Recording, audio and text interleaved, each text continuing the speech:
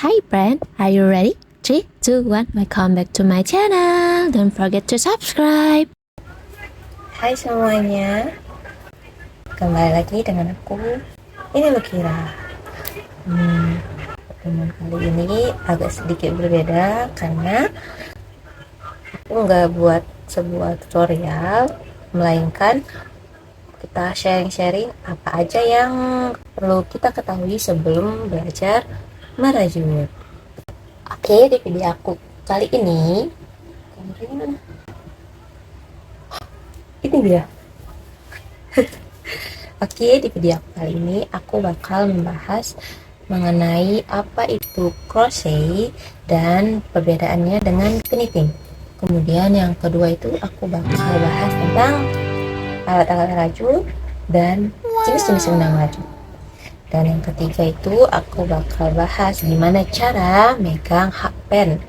Yang keempat itu aku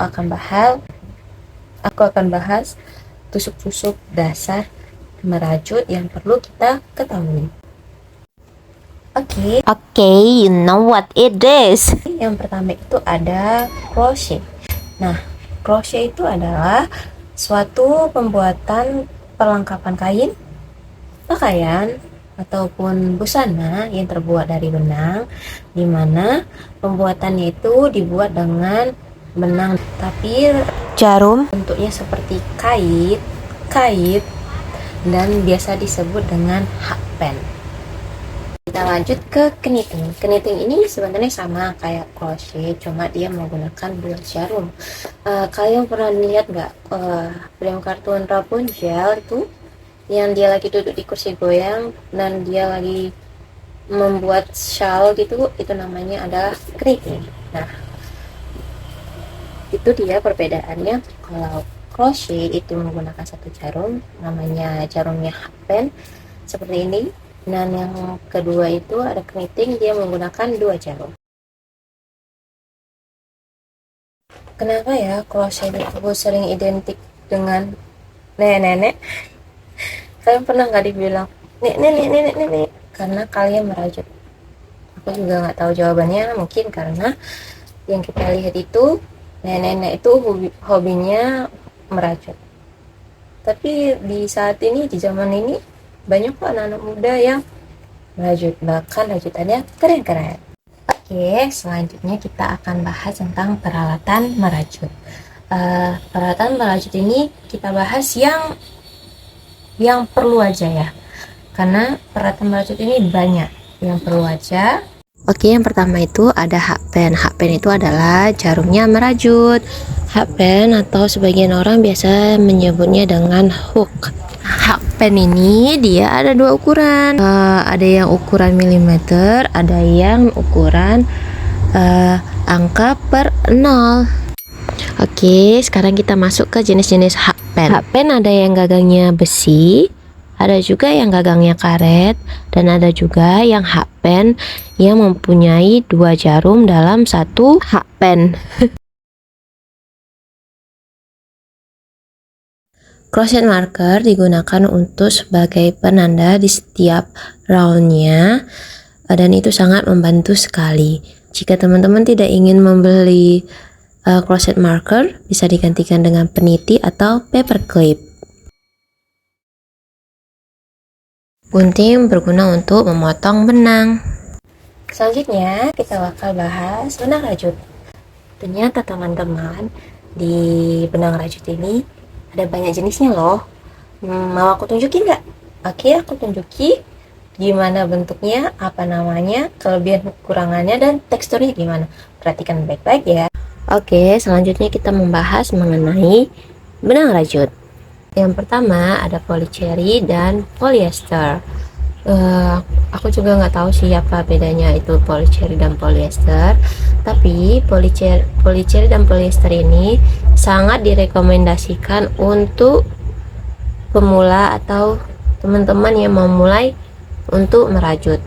Kenapa seperti itu? Karena dia juga sangat gampang didapatkan di offline store terdekat. Nah, teksturnya itu seperti ini. Jadi seperti ini. ujungnya seperti ini, dan dia tidak melar.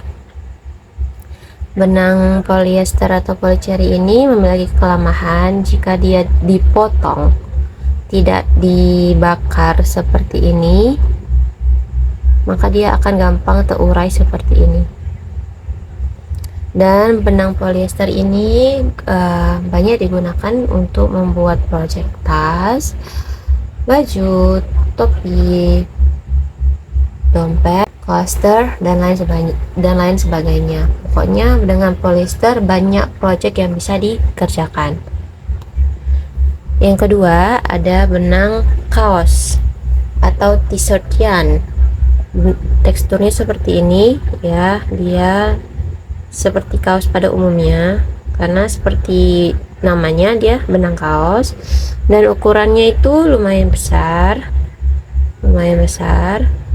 Keunggulannya dia dipotong juga tetap rapi dan buat project jadi cepat selesai karena ukurannya yang besar. Dan benang kaos ini biasanya sering digunakan untuk buat tas. Yang ketiga itu ada benang katun. Benang katun sendiri ada banyak jenisnya, seperti katun susu, katun bambu, katun yang ada banyak warnanya, ada juga katun Bali, dan juga ada katun seperti ini. Nah, ini biasanya sering digunakan untuk buat topi rajut untuk bayi, shawl, baju, rok, bando juga bisa. Nah, teksturnya itu dia seperti ini. Dia keunggulannya dia itu lembut dan tidak berserak jika digunting. Selanjutnya ada benang chenille yarn. Benang chenille yarn ini juga sering dibuat untuk buat tas, tapi juga lebih sering dibuat amigurumi. Amigurumi itu apa? Itu kayak boneka rajut. Nah, tekstur dia seperti ini, bisa sangat lembut dan ukuran juga lumayan besar dan tebal juga, dan dipotong tidak berantakan. Tapi kalau kita misalnya udah buat rajut dan ada yang terbelit, itu susah dilepas kalau tidak hati-hati. Untuk benang katun ini juga biasanya juga bisa digunakan untuk amigurumi. Oke, selanjutnya itu kita mau bahas tentang cara megang hakpen yang benar-benar.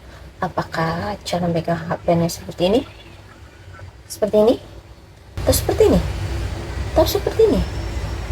Mana ya? Jika teman-teman penasaran, perhatikan videonya ya. Oke, selanjutnya itu kita belajar mengenai memegang hakpen. Dia ada dua versi. Yang pertama itu megang seperti ini, seperti megang biasa seperti ini. Kalau kata orang-orang memegang pisau seperti biasa gini, jempol, telunjuk seperti ini, lalu 3 jari setelahnya seperti ini. Dan yang kedua itu seperti memegang pensil. Kalau kita memegang pensil biasa seperti ini dia cara megang rajutannya seperti pensil, sama seperti memegang pisau. Aku bakal contohi kalau misalnya caranya untuk memegang seperti memegang pisau, seperti ini,